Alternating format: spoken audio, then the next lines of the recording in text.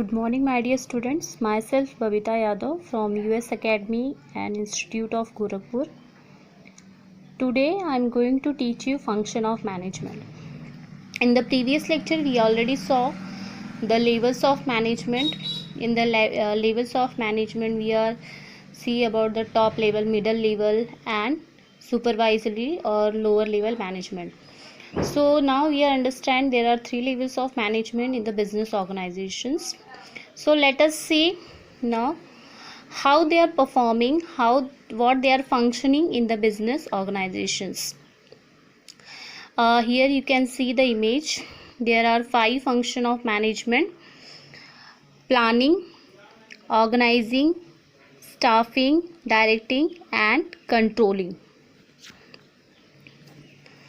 Now this is the planning. In the every business organization they having some goals. Without goals business cannot run. They have some objectives, they have some goal. That goal they are achieving with the help of the function of management. Suppose take example, one of the manufacturing company, his target is achieve 1 lakhs unit in a year. So if he targets to achieve 1 lakhs units, so what they are performing, how they are functioning. So first of all, for achieving the 1 lakhs units, they have to plan. They have to plan how they will achieve this 1 lakhs unit, what their target decided. So first of all, the business organization, the managers will plan for how they will achieve these units. After the planning means what? Deciding in advance what to do.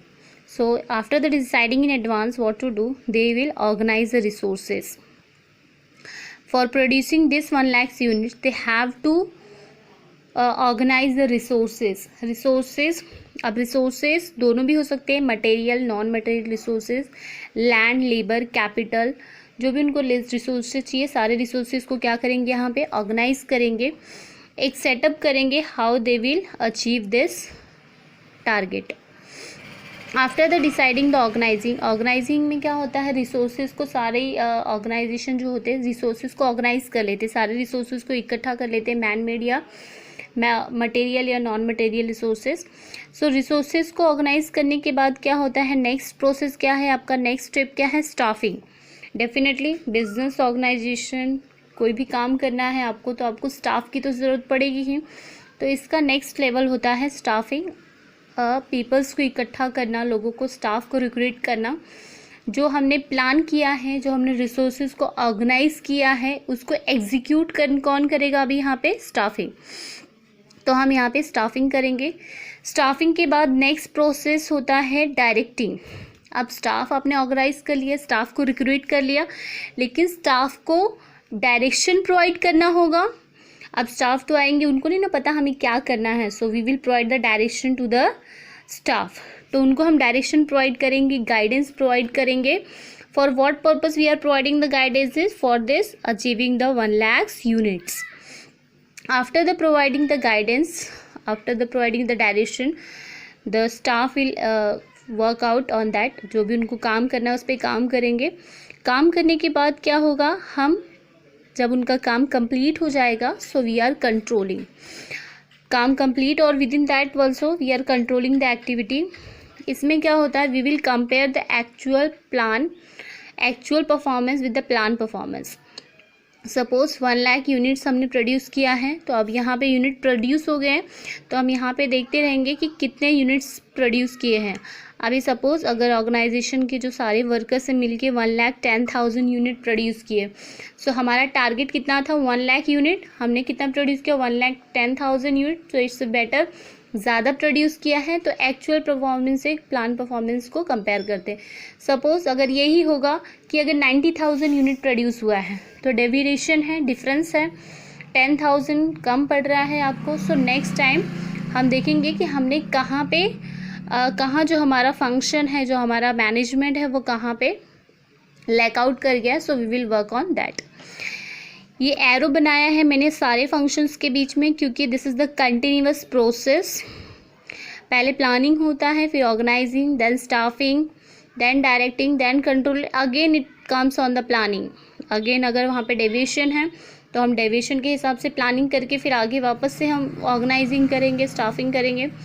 अगर अच्छा performance करें so good, we appraise our staff, according to that we will set our target. Now let's see in detail.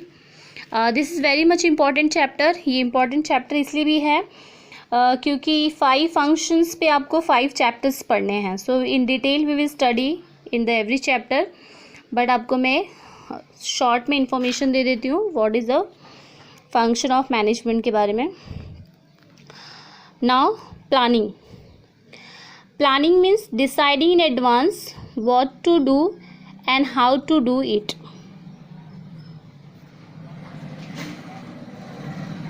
Deciding in advance what to do and how to do it. हम पहले से decide करते हैं कि हमें क्या करना है, कैसे करना है, उसी को हम क्या कहते हैं, planning. Next is organizing. It refers to organizing everything in a orderly form and making most efficient use of resources. अब जो हमने प्लानिंग किया है उसी के हिसाब से हम एवरीथिंग ऑर्डरली फॉर्म में क्या करेंगे, ऑर्गेनाइज करेंगे रिसोर्सेज को, ताकि हम रिसोर्सेज का क्या कर सकें, इफिशिएंट यूज़ कर सकें. Next point is staffing.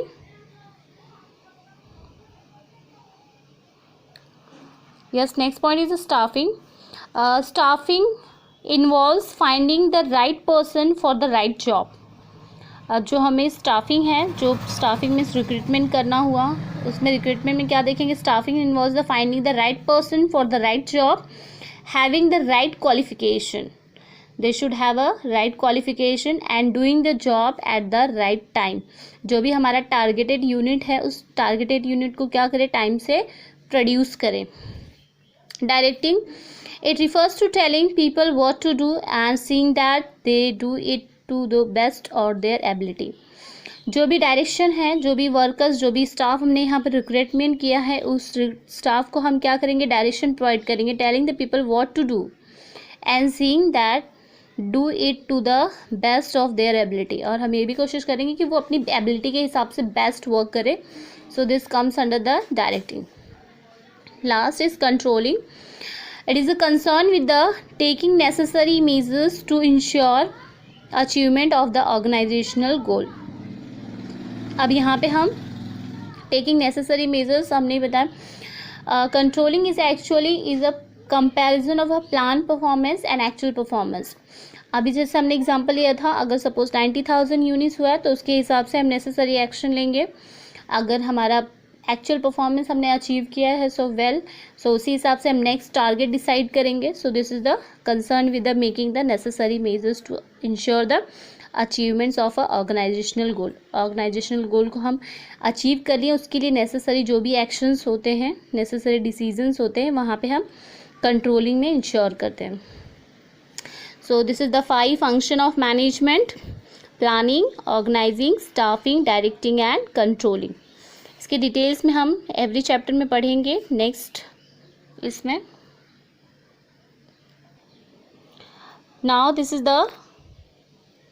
now we are going to study about the coordination. Coordination is not function of management. function of management नहीं है, लेकिन ये essence of management है. In the every business organization coordination is very much important. Coordination होना, अगर आप group में काम कर रहे हो, एक ग्रुप में काम कर रहे हो, सो वहाँ पे कोऑर्डिनेशन होना बहुत ज़रूरी है. बिकॉज कोऑर्डिनेशन अगर नहीं हो गया तो आपका काम ओवरलैपिंग हो सकता है, जो आपका काम है डुप्लीकेट हो सकता है. तो वहाँ पे काम में क्या हो सकता है, बहुत सारे प्रॉब्लम्स फाइंड कर सकते हैं. So in the every business organisation there should be a coordination. Take example. अभी हमने यहाँ पे एक एग्जाम्पल लिया था to producing the 1 lakh units. If a company deciding the goal, if a company having the objective to achieve 1 lakh units in this year, and he communicate with the managers, but so production manager is a start to producing 1 lakh units, but there is no coordination with the advertising manager, because अगर आपका target है 1 lakh unit produce करने का, so you have to make the customer also, उस हिसाब से आपको customer भी इंक्रीज करने होंगे। और कस्टमर आप कैसे इंक्रीज कर सकते हो? With the help of the marketing, advertisement के थ्रू आप कस्टमर को इंक्रीज कर सकते हो। So production manager is doing their job only, they don't have a coordination with the other departments.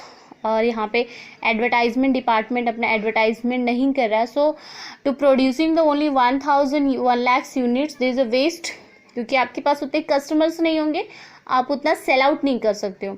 तो प्रोडक्शन के साथ हमें जो अदर डिपार्टमेंट्स भी हैं उनके बीच में भी क्या होना चाहिए? कोऑर्डिनेशन होना चाहिए, ताकि जो 1 लाख यूनिट हम प्रोड्यूस कर रहे हैं उसको हम सेल कर सकते हैं। अगर ऐसा कोऑर्डिनेशन हुआ तो कोऑर्डिनेशन होने से 1 लाख यूनिट प्रोड्यूस होगा। अकॉर्डिंग टू दैट हम लोग सेल्स के लिए जो टेक्निक्स यूज़ करने हैं वो करेंगे, तो प्रोडक्शन के साथ हमारा वो मार्केट में डिस्ट्रीब्यूशन भी होगा। So for the business organization and for every work we have to coordination. So let's see what is the coordination. Meaning it is the force which synchronize all the function of management and activity of a different departments. जो भी अपने function of management देखा है उसको synchronise, all activities को synchronise करने का काम किसका होता है? कोऑर्डिनेशन का, राइट ना। अगर हमने प्लानिंग किया है, प्लानिंग के हिसाब से हमें क्या करना है? हमें ऑर्गेनाइजिंग करना है। ऑर्गेनाइजिंग के हिसाब से हमें क्या होगा? स्टाफिंग को करना है। So there should be coordination between the every function and coordination between the every departments in the organization. Different departments are there in the organization, like for the production we are having a production department, like sale we are having a sales department, for finance we are having a finance departments. So हर एक department के बीच में coordination होना बहुत ज़रूरी है। अगर वो कोऑर्डिनेशन होगा then only we are able to achieve the organizational goals. Next point is nature of coordination. Let's see what is the nature of coordination. Nature in the coordination integrates group efforts. Definitely ये group efforts है। अगर हम ऐसा सोचें इस coordination सिर्फ production manager के करने से हो जाएगा तो definitely not, there are different departments. So हर एक डिपार्टमेंट के बीच में, हर एक पर्सन के बीच में क्या होना? मैनेजर्स के बीच में क्या होना चाहिए? कोऑर्डिनेशन होना चाहिए। This is the group efforts, this is not a individual efforts. Coordination ensure unity of actions. Definitely coordination से पता चलता है कि किसने क्या, जो हमारा गोल है वो अचीव कर रहे हैं कि नहीं कर रहे हैं। तो उस यूनिटी ऑफ एक्शन से it ensure the unity of actions are going on और not. Coordination is a continuous process. Definitely function भी जो है आपका मैनेजमेंट के जो फंक्शंस है, this is also continuous process. एक के बाद एक फंक्शंस को हमें करना होता है। It can not be stop. Like that also coordination is also continuous process. ऐसा नहीं है कि हमें साल में एक बार कोऑर्डिनेशन करना है या मंथ में एक बार कोऑर्डिनेशन करना है। It is a on going process. जैसे जैसे डे बाय डे एक्टिविटी हमें अचीव करना है, डे बाय डे टारगेट्स हमें अचीव करना है। So it should be a day by day process, हमें डेली इसे अचीव करना होता है। So it is a continuous process. Coordination is all pervasive. Definitely in every departments, in every level of management, there should be a coordination in the every different forms of the organization. हर एक organization, कोई भी organization हो, वो profit making हो, non profit making हो, small हो या big हो, हर एक जगह कोऑर्डिनेशन की ज़रूरत होती है। Without coordination we can not achieve our goal properly. Coordination is the responsibility of all managers. Definitely हम जो कोऑर्डिनेशन होता है हर ऑल मैनेजर्स की रिस्पॉन्सिबिलिटी होती है। We can not blame advertisement manager, we can not blame production manager, we can not blame sales manager. हर किसी को जो पता है कि हमारे ऑर्गेनाइजेशन का गोल ये है, हमारा टारगेट ये है, सो उसको अचीव करने के लिए आपस में सारे मैनेजर्स को कोऑर्डिनेशन बना के रखना बहुत ज़रूरी है। If you having a good coordination so definitely we can achieve our organizational goals. Let's revise it. Today we saw about the function of management. Function of management में हमने देखा है planning, organizing, staffing, directing and controlling. This is the 5 function of management. Planning में हमने देखा है deciding in advance what to do, how to do it. Organizing means arranging the resources. in orderly manner. Staffing means staffing is involved, it is a finding the right person for the right job. Directing refers to the telling the people what to do and how to do it. Controlling is a comparison with the planned performance with the actual performance. We have to compare the our functions, our performance with the business organizations. Now the coordination, it is a refers to force of synchronizing all the function of management and activities of a different departments. Nature of coordination में है, it is integrate group efforts है, group efforts है, unity of actions होना चाहिए, is a continuous process, is all pervasive, is the responsibility of the all the managers. जो भी responsibility है सारे मैनेजर्स की रिस्पॉन्सिबिलिटी है. Now today we are completed here chapter 1. Chapter 1 के सारे टॉपिक्स मैंने कवर कर लिए हैं यहाँ पे. So we next video we will start with the new chapter and till that you will make a notes. Already मैंने रिवीजन नोट्स आपके असाइनमेंट में सेंड कर दिया है. So please you will start writing notes. जो भी आपको revision notes में मैंने सेंड किया है उस पर आप हैंड रिटन नोट्स रेडी करोगे. So it take very easy for the revision at the time of examination, क्योंकि उस रिवीजन नोट्स में बहुत शॉर्ट्स में दिए हैं. So easily you can learn and it's language is also very easy. कोई tough language नहीं है, तो you can learn easily. Thank you so much.